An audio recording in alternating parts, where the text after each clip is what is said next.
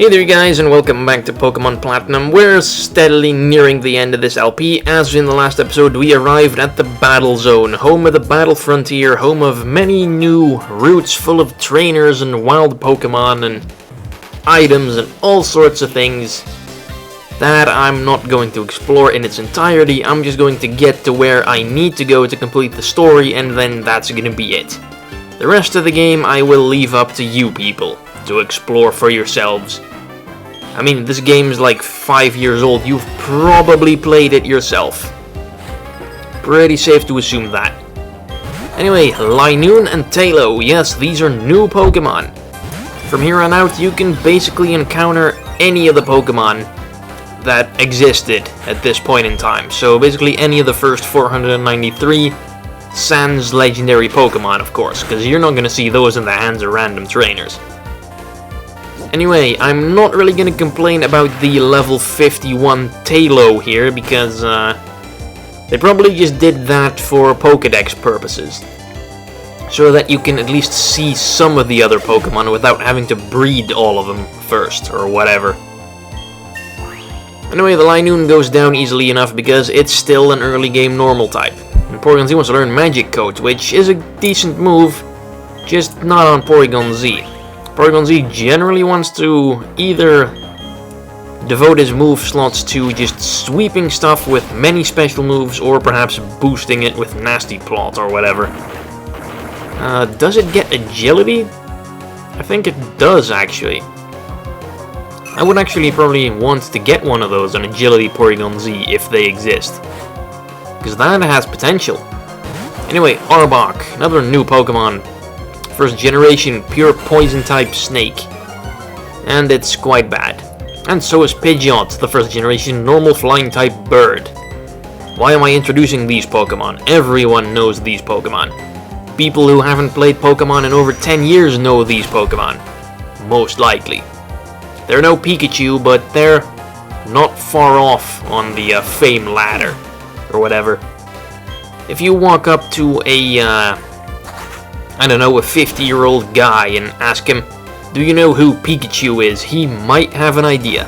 If you walk up to him and ask, do you know who, Torterra is? He might not know that that's a Pokemon. Anyway, Arbok and Pidgeot, no match for Porygon-Z and Torterra. And no one's gonna level up. And lastly, we get Farfetch'd. Pretty much the joke Pokemon of the first 151. I mean, honestly, what's the point of Farfetch'd? What can it do? I will say that its move pool is actually quite good compared to most other normal and flying types. It gets, I think it gets Brave Bird at least, and I'm pretty sure that through breeding it can get like Leaf Blade, which is great for dealing with rock types, which most normal and flying types have huge trouble with. Staraptor is pretty much the only one that doesn't get completely walled by a rock type. I mean, what's a Pidgeot or a Swellow gonna do to a rock type? I mean, they can get Steel Wing, but that's basically their best bet, and that is a piss poor option. It is more viable in Generation 6 now that the Fairy type is around and they're weak to Steel, but still. Anyway, out comes Slowpoke, in comes Rotom, because Electric Ghost will beat Water and Psychic every time. Also, it's only a Slowpoke instead of a Slowbro or a Slowking, so it's not gonna take much damage anyway. See? Alright, what else do you have? Psychic Slowbro. Oh, is she gonna... Oh, only 2 Pokemon, okay, so no Slowking. Bummer. I much prefer Slowking to Slowbro design-wise.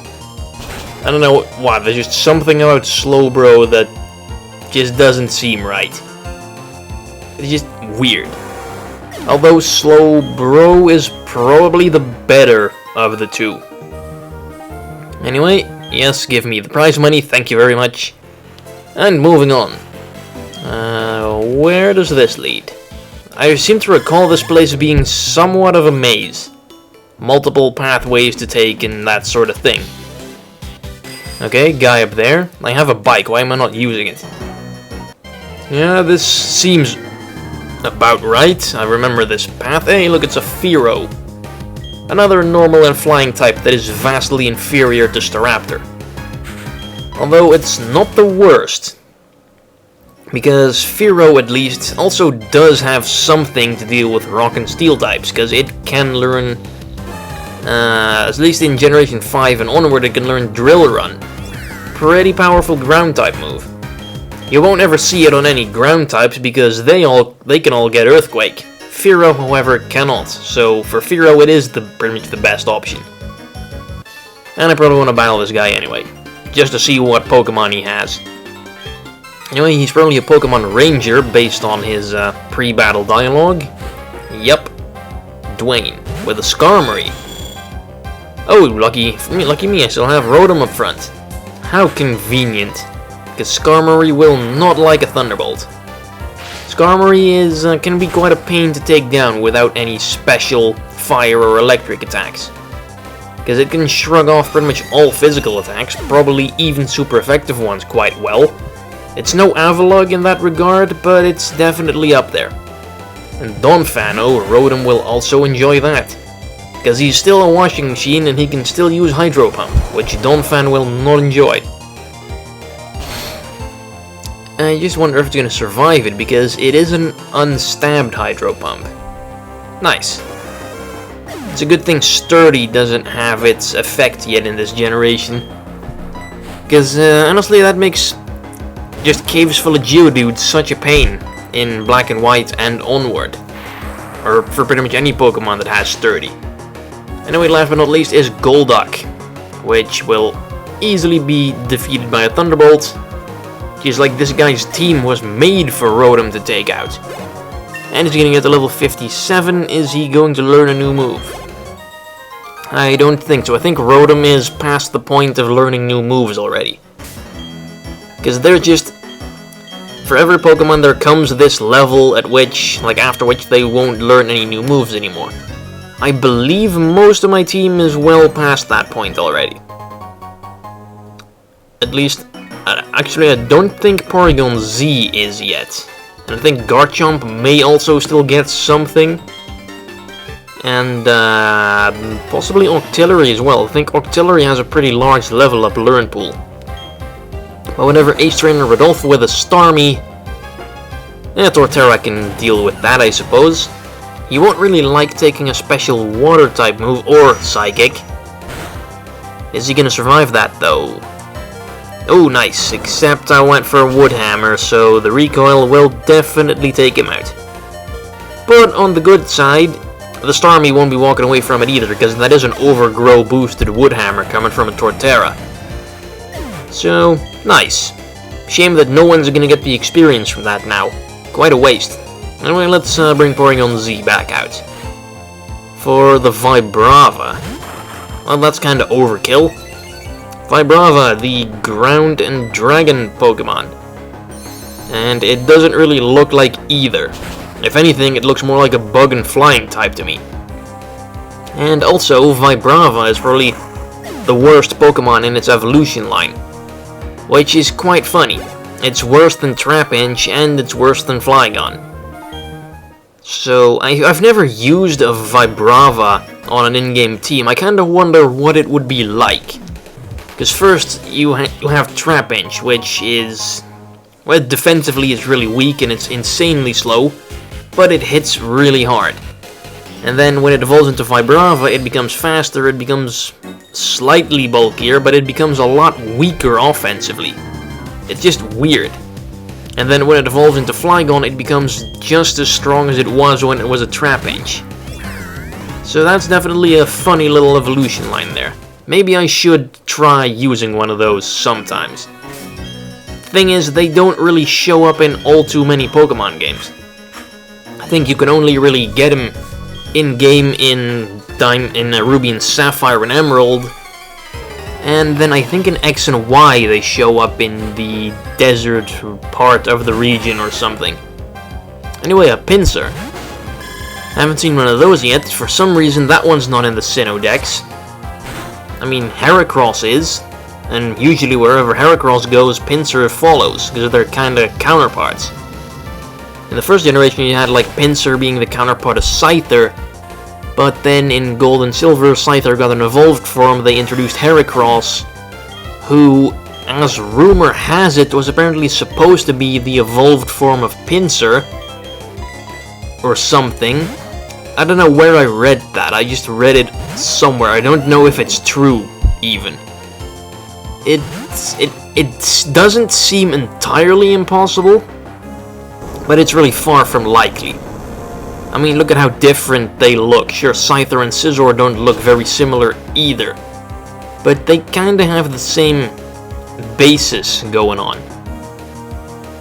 I mean, bipedal, 2 arms. Really, the only thing that changes from Scyther to Scizor is the color, the kind of the shape of the wings, and what's on the end of the arms. With Heracross and Pinsir, it just changes color. It changes, like the horn. The pincers go when the horn comes in its place. Seems like a really drastic change. But yeah, pretty much ever since, Pinsir and Heracross have been counterparts. And they both got Mega Evolutions at the same time. The Mega Evolutions are version exclusive in X and Y, so what more evidence do you need? Also, is Octillery seriously losing to a Rattata? A wild Rattata at that. That's pathetic, Octillery. Let's just put Staraptor up front. Staraptor won't have any problem running away from all these pesky Rattatas. And a green shard. Sure, like we haven't gotten enough of those already. Jeez, are we still not at the... Wait, is that a trainer there? That guy is cleverly hidden. Kinda hard to spot him. He's kinda the same color that... Oh, it's a woman even. Couldn't even see that. And that's not a good Pokemon to send Staraptor out against. Bloody hell. Well, maybe Return will be able to one-hit KO it. It's only a Flaffy after all. It's only the middle form of the evolution line. Although it is a pretty bulky evolution line. Nope, it's one-hit KO. Nice. And no static. Excellent. Tropius. Yeah, Staraptor won't have any problem dealing with that one. Ooh, Seals. Nifty. That's one mechanic that I kinda miss. I wouldn't have minded if they kept those around. Those were pretty nifty. You could do some pretty cool things with those.